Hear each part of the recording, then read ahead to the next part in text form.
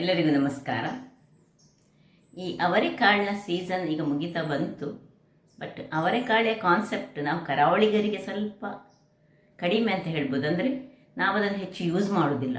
North ಕೆನಡಾದಲ್ಲಿ ಅಥವಾ ಬೆಂಗಳೂರಿನಲ್ಲೆಲ್ಲ ಅವರೆಕಾಳನ್ನ ಉಪ್ಪಿಟ್ಟಂತೆ, ಅವರೆಕಾಳ ಪಲ್ಯ ಅಂತೆ, ಹಿಚಿಕಿದ ಅವರೆಕಾಳಿನ ಪಲ್ಯ ಇದೆಲ್ಲ ಬಹಳ ಫೇಮಸ್.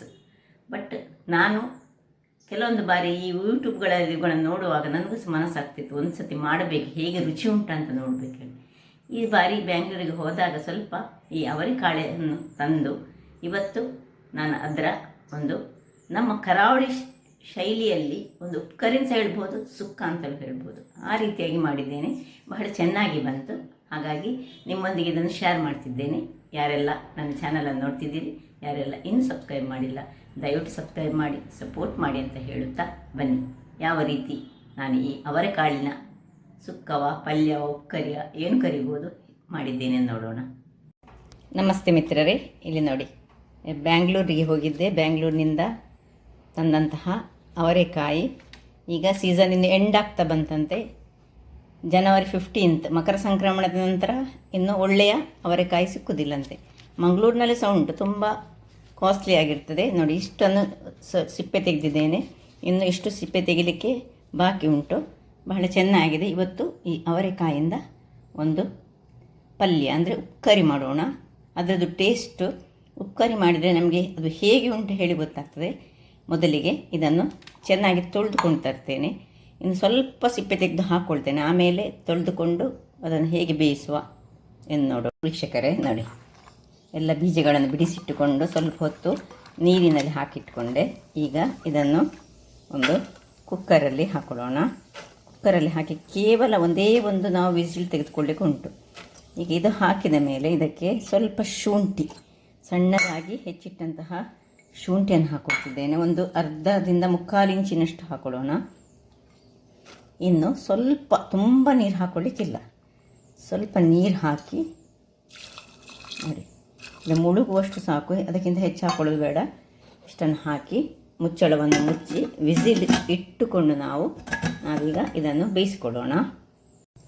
ಇಲ್ಲಿ ನೋಡಿ, ವಿಸಿಲ್ ಇಟ್ಟೆ, ಇನ್ನು ಒಂದು ವಿಸಿಲ್ ಕೂಗಿದ ಮೇಲೆ ಆಫ್ ಮಾಡಿಕೊಳ್ಳೋಣ. ವೀಕ್ಷಕರೇ, ಇದೀಗ ತಣ್ಣಗಾಗಿದೆ, ಒಳ್ಳೆ ಬೆಂದಿದೆ ನೋಡಿ. ಈಗ ಇಲ್ಲಿ ಏನೆಲ್ಲ ಸಾಮಗ್ರಿಗಳು ಬೇಕೆಂತ ತೋರಿಸ್ಕೊಡ್ತಿದ್ದೇನೆ. ಇದು ಇಲ್ಲ ಹಾಗೆ ಇದೆ. ಇಲ್ಲಿ ಒಂದು 3 ಇದು ನಿಮ್ಮ ಖಾರಕ್ಕೆ ತಕ್ಕಂಥ ಕಾಯಿ ಮೆಣಸು, ಮತ್ತು ಒಂದು ಮುಷ್ಟಿಯಷ್ಟು, ಕೈಯಲ್ಲಿ ಒಂದು ಮುಷ್ಟಿಯಷ್ಟು ನಮಗೆ ತೆಂಗಿನ ತುರಿ ಬೇಕು. 1 ಚಮಚದಷ್ಟು ಸಾಸಿವೆ, 1 ಚಮಚದಷ್ಟು ಜೀರಿಗೆ, ಸ್ವಲ್ಪ ಹಿಂಗಿನ ಬದಲು ಹಿಂಗು ಅಥವಾ ಬೆಳ್ಳುಳ್ಳಿ ಯಾವುದು ಸಹ ಒಂದು ತೆಗೆದುಕೊಳ್ಬೋದು. ಮತ್ತು ಕಡಲೆಬೇಳೆ 1 ಚಮಚ, ಉದ್ದಿನಬೇಳೆ 1 ಚಮಚ, ಸಣ್ಣ ಹುಳಿ, ಸ್ವಲ್ಪ ಈ ಕರಿಬೇವಿನ ಸೊಪ್ಪು, 1 ಸಣ್ಣ ಟೊಮ್ಯಾಟೊ, 1 ನೀರುಳ್ಳಿ. ಈಗ ಮೊದಲಿಗೆ ನಾವು ಒಂದು ಸಣ್ಣ ಮಿಕ್ಸಿ ಜಾರನ್ನು ತೆಗೆದುಕೊಳ್ಳೋಣ. ಅದರಲ್ಲಿ ಈ ಒಂದು ಕಾಯಿ ಮೆಣಸು, 1 ಕೈ ಮುಷ್ಟಿಯಷ್ಟು ತೆಂಗಿನ ತುರಿ, ಇನ್ನು ಒಂದು ಸ್ವಲ್ಪ ನೀರುಳ್ಳಿ,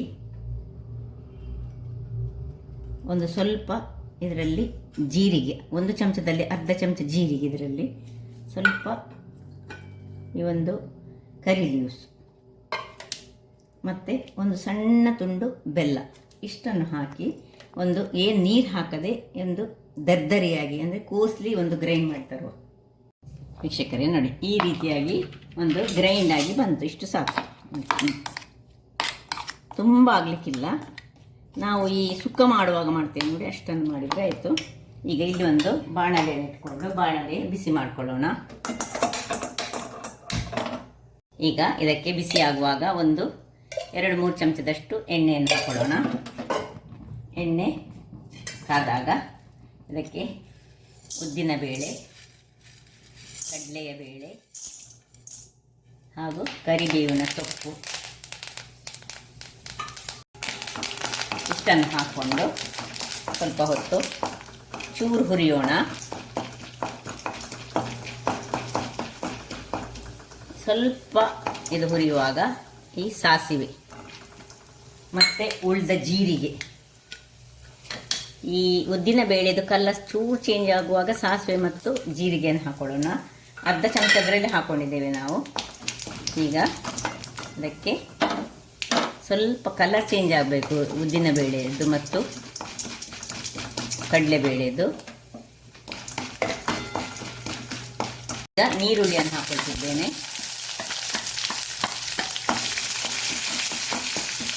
ಈರುಳ್ಳಿ ಏನು ತುಂಬ ಫ್ರೈ ಆಗಲಿಕ್ಕೆ ಏನಿಲ್ಲ, ಚೂರು ಕಲರ್ ಚೇಂಜ್ ಆದರೆ ಆಯಿತು. ಅಷ್ಟೊತ್ತಿಗೆ ಟೊಮ್ಯಾಟೊ. ಈಗ ನಾನು ಸ್ವಲ್ಪ ಪ್ರಮಾಣದಲ್ಲಿ ಮಾಡೋದ್ರಿಂದಾಗಿ ಖಾಲಿ ಒಂದು ಸಣ್ಣ ಟೊಮ್ಯಾಟೊ ತೆಗೆದುಕೊಂಡಿದ್ದೇನೆ. ಸ್ವಲ್ಪ ಇದನ್ನು ಫ್ರೈ ಮಾಡುವಾಗ ಅದಕ್ಕೆ ಇನ್ನು ಚೂರು ಉಪ್ಪನ್ನು ಹಾಕ್ಕೊಳ್ತೇನೆ, ರುಚಿಗೆ ತಕ್ಕಷ್ಟು ಉಪ್ಪು. ಹೀಗೆ ಒಳ್ಳೆ ಇದರಲ್ಲಿ ಚೂರು ಘಮ ಬರುವ ತನಕ ಹುರಿಯೋಣ. ಇನ್ನು ಏನು ನಾವಿಲ್ಲಿ ಮಾಡಿಟ್ಟುಕೊಂಡಿದ್ದೇವೆ ನೋಡಿ, ಬೇಯಿಸಿಟ್ಟುಕೊಂಡಂತಹ ಅವರೆಕಾಳು, ಇದನ್ನು ಎಲ್ಲ ಹಾಕ್ಕೊಂಡು ತುಂಬ ನೀರಿನಲ್ಲಿ ಹಾಕ್ಕೊಳ್ಬಾರ್ದು. ಯಾಕೆಂದರೆ ನಾವು ಇದನ್ನು ಒಂದೊಮ್ಮೆ ಪಲ್ಯದ ಥರದಲ್ಲಿ ಮಾಡ್ತಿದ್ದೇವೆ, ಅದರಿಂದಾಗಿ ತುಂಬ ನೀರು ಬೇಡ ನಮಗೆ. ಇನ್ನು ಸ್ವಲ್ಪ ಉಪ್ಪನ್ನು ಹಾಕ್ಕೊಂಡು,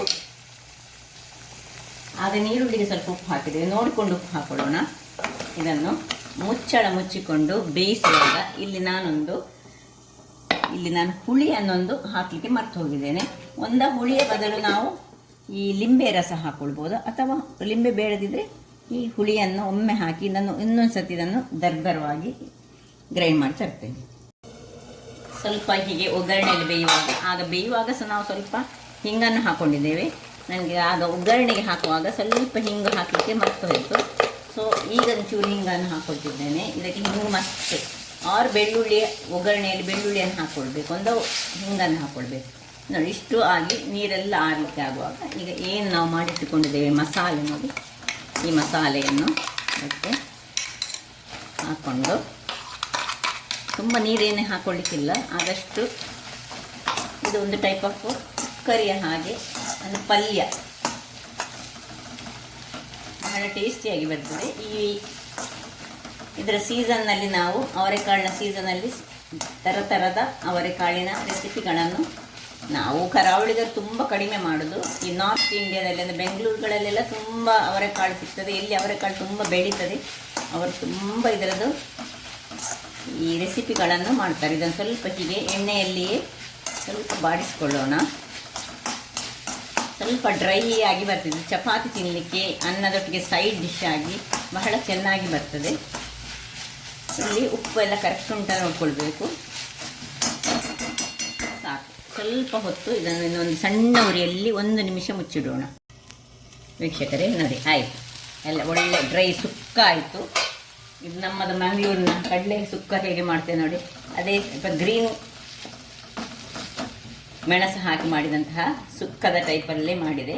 ಇದು ಪಲ್ಯ ಅಂತ ಸಹ ಹೇಳ್ಬೋದು ನೋಡಿ, ಎಷ್ಟು ಚೆನ್ನಾಗಿ ಬಂತು ನೋಡಿ. ಈ ಚಪಾತಿ ತಿನ್ನಲಿಕ್ಕೆ, ಇಡ್ಲಿ ತಿನ್ನಲಿಕ್ಕೆ ಸಹ ಆಗ್ತದೆ, ಬಟ್ ದೋಸೆ ತಿನ್ನಲಿಕ್ಕೆ, ಪೂರಿಗೆ, ಯಾವುದಕ್ಕೆ ಸಹ ತುಂಬ ಚೆನ್ನಾಗಿ ಆಗುವಂತಹದ್ದು.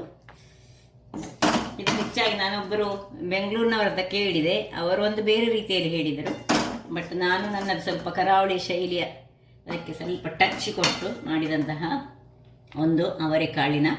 ಸ್ವಲ್ಪ ಗ್ಯಾಸ್ಟ್ರಿಕ್ ಅಂಶ ಹೊಂದಿದ್ರಿಂದ ಬೆಳ್ಳುಳ್ಳಿ, ಇದು ಶುಂಠಿಯನ್ನು ಸಹ ಬೇಯುವಾಗ ಹಾಕ್ಕೊಂಡಿದ್ದೇನೆ. ಅಗತ್ಯ ಉಂಟು ಶುಂಠಿ ಮತ್ತು ಬೆಳ್ಳುಳ್ಳಿ ಹಾಕಬೇಕು, ಇಲ್ಲದಿದ್ದರೆ ನಾನಿವತ್ತು ಬೆಳ್ಳುಳ್ಳಿ ಹಾಕಲಿಲ್ಲ, ಹಿಂಗೆ ಹಾಕ್ಕೊಂಡಿದ್ದೇನೆ. ಯಾವ್ದು ಆಗ್ತದೆ, ಯಾವುದರಲ್ಲಿ ಸಹ ಮಾಡಿದರೆ ಆಗ್ತದೆ ನೋಡಿ. ಬಹಳ ಚೆನ್ನಾಗಿ ಬಂತು. ಹಾಗಾದರೆ ನೋಡಿದ್ರಲ್ಲ ವೀಕ್ಷಕರೇ, ಈ ಚಪಾತಿಗಾಗಲಿ ರೊಟ್ಟಿಗಾಗಲಿ ಯಾವುದಕ್ಕೆ ಸಹ ಒಂದು ಸೂಟ್ ಆಗುವಂತಹ ರುಚಿಕರವಾದ ಅವರೆಕಾಳಿನ ಸುಕ್ಕ ರೆಡಿಯಾಗಿದೆ. ಪಲ್ಯ ಅಂತ ಸಹ ಹೇಳ್ಬೋದು, ಅಥವಾ ಉಕ್ಕರೆ ಅಂತ ಸಹ ಹೇಳ್ಬೋದು, ಆದರೆ ಸ್ವಲ್ಪ ಡಿಫ್ರೆಂಟ್ ಶೈಲಿಯಲ್ಲಿ ಮಾಡಿದ್ದೇನೆ. ಹಾಗಾಗಿ ನನ್ನ ಈ ಕುಕಿಂಗ್ ಚಾನಲ್ ನಿಮಗೆ ಇಷ್ಟ ಆದರೆ ಬೋಳೂರು ಸುವರ್ಣ ಚಾನಲನ್ನು ಲೈಕ್ ಮಾಡಿ, ಶೇರ್ ಮಾಡಿ, ಹಾಗೂ ಸಬ್ಸ್ಕ್ರೈಬ್ ಮಾಡಿ, ಹಾಗೂ ನನ್ನ ಇನ್ಸ್ಟಾಗ್ರಾಮ್ ಪೇಜನ್ನು ಫಾಲೋ ಮಾಡಿ. ಧನ್ಯವಾದಗಳು.